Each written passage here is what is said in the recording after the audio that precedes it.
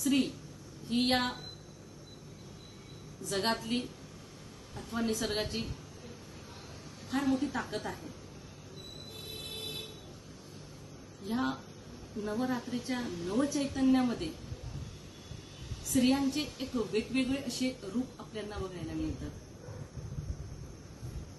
तर मी ह्या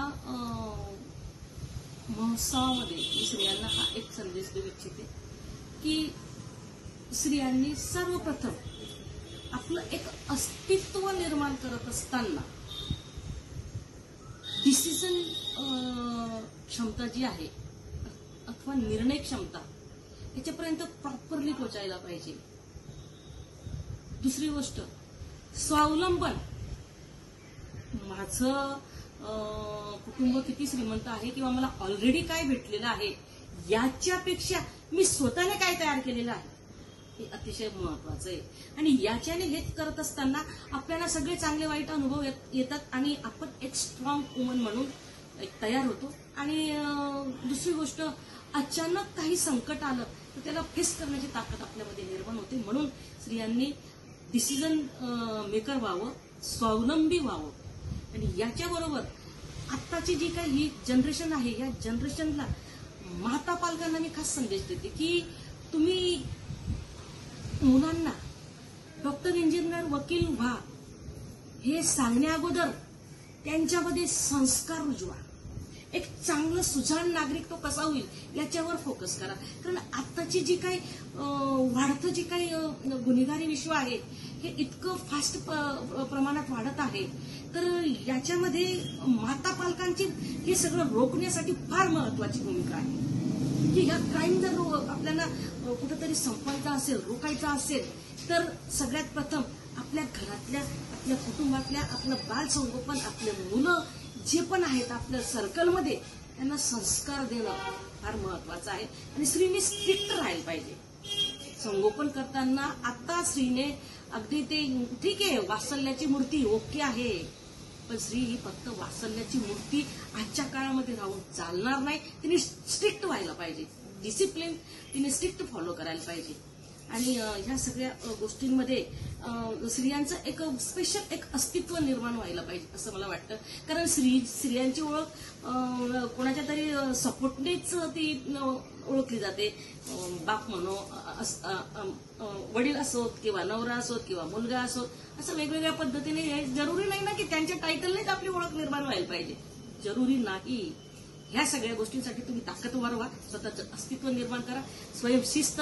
आणि ह्या राहटीमध्ये तुम्ही अर्थांजनाचं पण एक मोठं एक अभियान किंवा एक उपक्रम उभं करा। कारण अशा कितीतरी महिला आहेत आजही की ज्यांना जग माहित नाही, त्यांना दुनियादारी माहिती नाही, त्यांना 2 वेळची जेवणाची जी व्यवस्था आहे ती कशी उपलब्ध करून द्यावी अशा रडणाऱ्या कुडणाऱ्या अशा ज्या काही बिचाऱ्या अशा पडीत महिला आहेत त्यांना जागरचा अर्थ काय, त्यांना जागृत करा, त्यांना पुश करा, त्यांना पुढे न्या।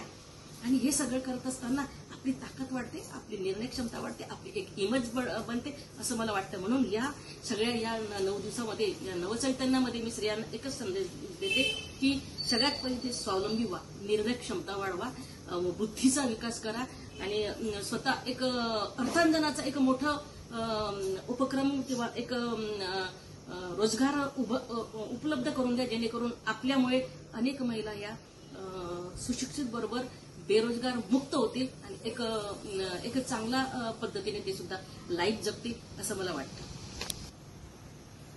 तर आता आपण पाहत आहोत की प्रचंड ह्या नवरात्रीमध्ये एक उत्साहपूर्ण वातावरण आहे आणि या उत्साहपूर्ण वातावरणामध्ये महिला वर्गांमध्ये खूप आनंद असा संचारलेला आहे।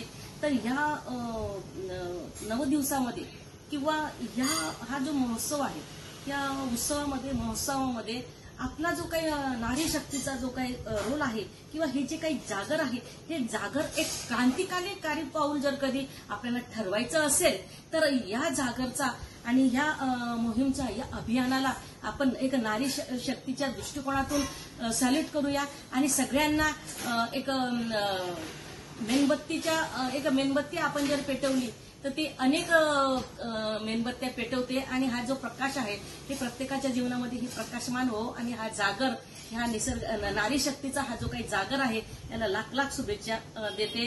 आणि शेवटी मी हेच म्हणते की नारी ही जगातली अशी सर्वश्रेष्ठ शक्ती आहे की जी कुठल्याही बिकट परिस्थितीमध्ये ती असं एक चॅलेंज स्वीकारते आणि चॅलेंज स्वीकारून तो जो संघर्ष असतो त्याला ती फाईट देऊन सक्सेस ट्रॅकवर जाते.